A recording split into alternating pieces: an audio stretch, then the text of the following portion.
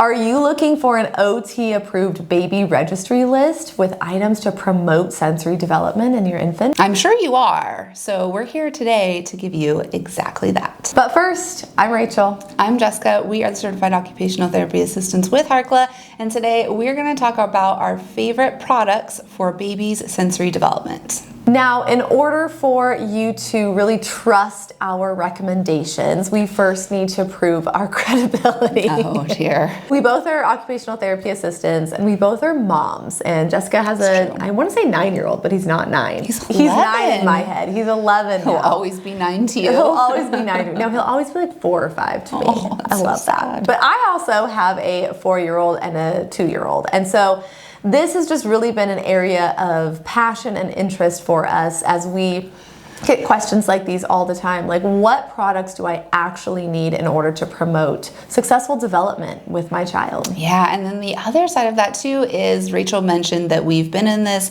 OT field. We have been doing this for 11 years.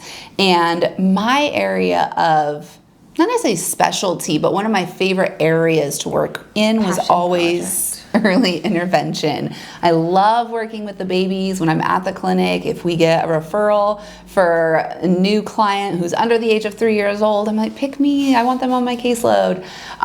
Working with the babies is just so fun. And so over the years, we have kind of created this little list of the things that we always recommend to new parents, that we are always using when we're working with babies. And so we're going to talk about those items today. I think really the overarching theme here of this video is less is more. Yes. Marketing is amazing nowadays, and you will be told that you need this, and you need this, and you need this, and you need all the things, and you're like, do I really need all the things? The answer is no, you don't need all the things, but you do need a couple of things. And if you are really focused on providing a solid foundation of developmental and sensory activities for your baby, these are the activities and the products that you're going to want to make sure you have. Now, these are not in any specific order of importance or age range even, but from about birth to a year, we would say these are the items that we would recommend. Yes. And the first one is going to be high contrast visual toys. This, think like black and white. So I know Love Every has some really great high contrast visual like books and cards. And the way you use this is when baby is doing tummy time or when they're sitting with you in your lap, instead of watching like a screen or watching a fast moving motion toy, have them looking at these high contrast visuals, just very simple shapes, very simple black and white colors. And this is really going to help them develop their visual perceptual skills when they're almost doing nothing. Yeah.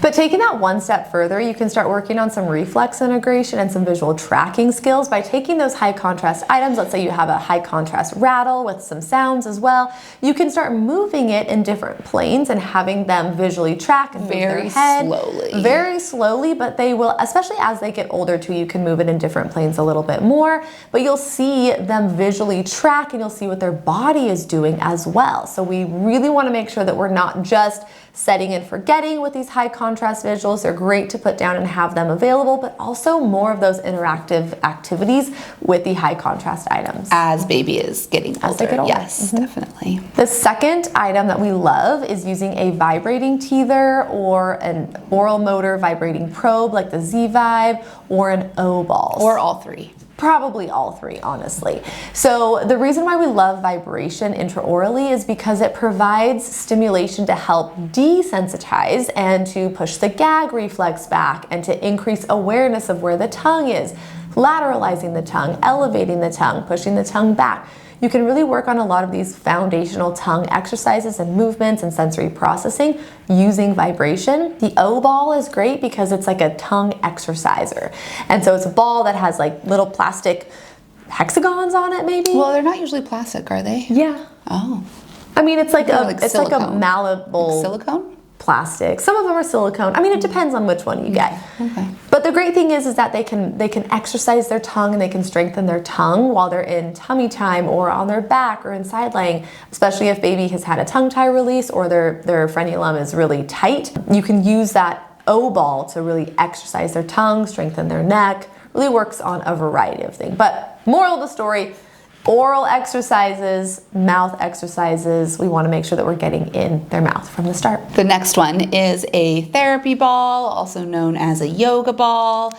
And this is just such a great tool to have, honestly, for mom while pregnant, but then once baby is here, to complete different movement activities on the therapy ball. So placing baby in tummy time on the ball and rocking them forwards and backwards, side to side. This is great to do in front of a mirror so they can watch themselves. Then you can also lay them on their back and gently rock them forwards and back while they're laying over the ball on their back. They're getting a lot of different visual vestibular integration with this activity. Once baby is developing good core strength and head control and they're sitting upright, you can help them sit on the therapy ball, supporting them at their hips and their legs, bounce them very gently, move them back and forth, side to side, and we're really working on what we call equilibrium reactions and core righting ability to maintain their balance on a slow moving surface. Love the therapy ball. The next activity or the next products that we love are simple cause and effect toys. So things like you put the ball in the top and you press it down and it rolls down, or you hit one side of the toy and it pops up another side of the toy. So they really have a I'm going to do this and then this is going to happen reaction. So we love those cause and effect toys. Love Every has a ton of great options. I know there's one in there like 3 to 6 month age range, I think, where they have to like roll this little musical toy, and it's just so simple, but it has colors that move, and it's not an overstimulating toy. It's not I mean, I don't know if there's music. I don't think there's music, but it's not flashing lights and blinking and just like a ton of constant input. You know, we aren't big fans of like the battery operated toys. We like the simple, slow moving, you know, cause and effect, where the child actually has to do the work in order to get that, what is it, effect or the positive outcome from it. The effect. Yeah. They have to do the thing. They have to do the thing in order to get the thing. Yes, exactly. Yeah. They gotta work for it. All right, next are blocks with a variety of textures on them. So these are going to be often like the water toys, but any type of building block where as soon as baby is starting to learn how to put toys together and put toys in and out, they can start building with these blocks. And then when we have the different textures on these blocks, it's just great for the tactile system. It also provides an opportunity for it to be an oral motor toy with different textures that they can feel and, you know, move their tongue around and chew on. And I mean, these are just such versatile toys that will also grow as baby goes into toddlerhood.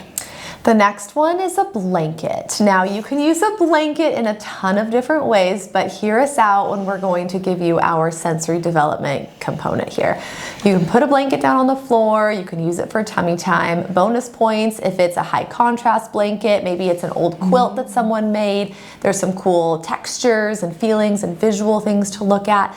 But then you can also use blankets for blanket swinging, and you can start blanket swinging from day one, very slowly and simply, but that linear vestibular input is so regulating and organizing for the vestibular system. So we want to make sure that we are starting slow, but using the blanket swing as a daily activity, especially for babies who have colic or who are fussy or who just need more stimulation. Also for babies who maybe were breech or C-section or delivered with an assistive device, we want to make sure that we are providing a lot of good, consistent vestibular stimulation for them. One more thing that we want to share with you today, try to skip the electronic toys products as needed. You know, the snoo, the automatically bouncing bassinets, the Mamaroo, the electronic swings that just swing your baby 100 times a minute. You really don't need those. I can say personally, I made it through 2 babies back to back without even a bouncer. Like, it's possible. You just have to think about this proactively. And we carried a diaper, what's the diaper changing mat? Is that what it is? Like the little diaper changing thing around with my son, or just something that you can put them on if you don't want to put them directly on the floor. But a blanket is great. A folded up blanket, but we just want to make sure that we're not putting them in containers consistently throughout the day. Especially if you're driving in the car with your baby a lot. Maybe it's your third baby and you're like, we're in the car all the time, going from activity to activity. Then you take them home and you put them in the mama-roo, and then you put them in the bouncer, and then you put them in the sit-me-up. And we just want to be very careful with the amount of time that they are spent in a container outside of the floor. Yes, and we do talk more about this in our digital course that we have, which is all about infant and toddler sensory and primitive reflex development. We give you alternative options to containers, and we talk about kind of the less is more, but use them if you need them. But if this video was helpful, if you enjoyed it, make sure you send it to a friend and leave us a comment, but also check out our full digital course where we provide even more sensory activities for your infant and toddler. Yes, and the AOTA version, if you're a therapist and you need continuing education units, it comes with a giant workbook. You can see them behind us here. They are great for having the activities in front of you, so that way you don't have to open up the course anytime you were like, hey, what should I do with my baby during their wake window? Oh, let's pull open this book, let's pick this activity, here we go. Now we're going to be doing something beneficial. That's going to be really helpful for them. So that's a great option as well. So definitely check it out. We'll put a link in the description. Yes. All right. Like I mentioned, if you like this video, send it to a friend, leave us a comment, click the like button, and make sure you subscribe. If you want more information, we do have a podcast. You can find it on its own YouTube channel, All Things Sensory Podcast, as well as all major podcast platforms. And make sure you are following us on Instagram. We're at Harkla_family, as well as at All Things Sensory Podcast. And with that, we'll plan on seeing you next week for another video. All right. See you later.